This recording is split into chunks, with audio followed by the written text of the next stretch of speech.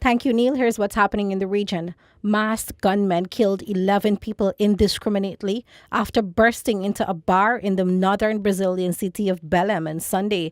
According to the BBC, the shooting occurred in a poor and violent neighborhood of the city in the Amazon region.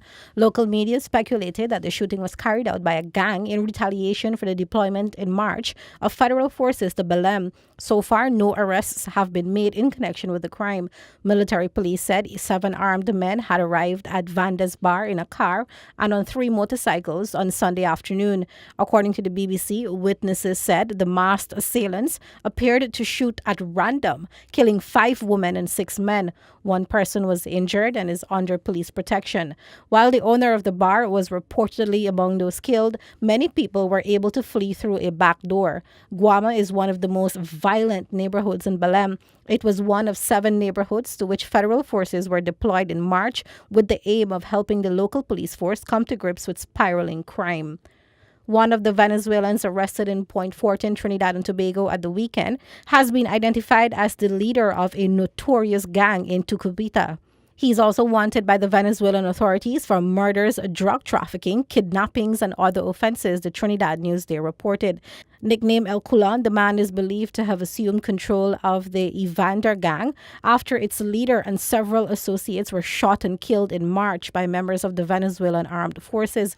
Police from Southern Western Division arrested 8 Venezuelans and a Trinidadian on Sunday for different offenses, such as having guns and ammunition and residing in the country illegally. They also detained 2 Venezuelan women and a 15-year-old Venezuelan girl. According to the Newsday, police did not mention the so-called gang leader, but according to a media report in Venezuela, at just age 26, he has a long criminal record.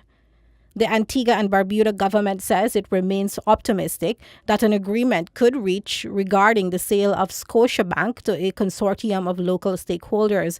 Information Minister Melford Nicholas says while the Gaston Brown administration is maintaining its position regarding the sale of the bank, it is still optimistic that an agreement can be reached to benefit both parties. Last November, the Trinidad-based Republic Financial Holdings Limited announced that it was seeking to acquire Scotiabank operations in several Caribbean countries. Antigua and Barbuda and Guyana had initially expressed reservations about the proposed acquisition, with St. John's indicating that it would not be issuing a vesting order to facilitate the move. Antigua and Barbuda has said that it wants assurances that local banks will be given priority to purchase Scotiabank's operations on the island and that local persons' investments and savings will be protected. Internationally, a French man has been sentenced to death for drug trafficking in a shock verdict after prosecutors had asked for a 20-year prison term. Felix Dorfin, 35, was convicted of trafficking about 6.6 pounds of various drugs into the Indonesian holiday island of Lombok. He was arrested in September last year at the island's airport, according to the BBC.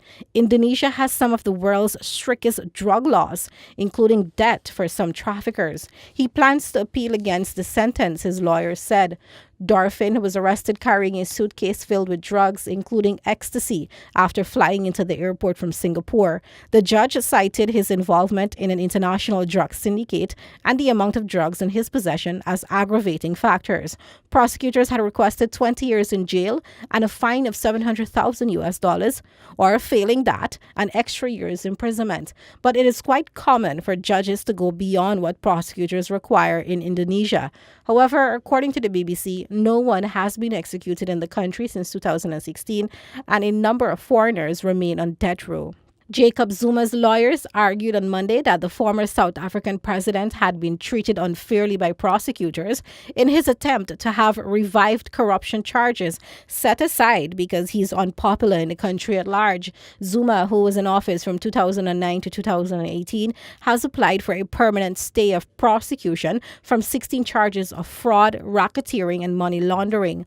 According to Reuters, the charges stemmed from a deal to buy 30 billion rand of European military military hardware for South Africa's armed forces in the late 1990s.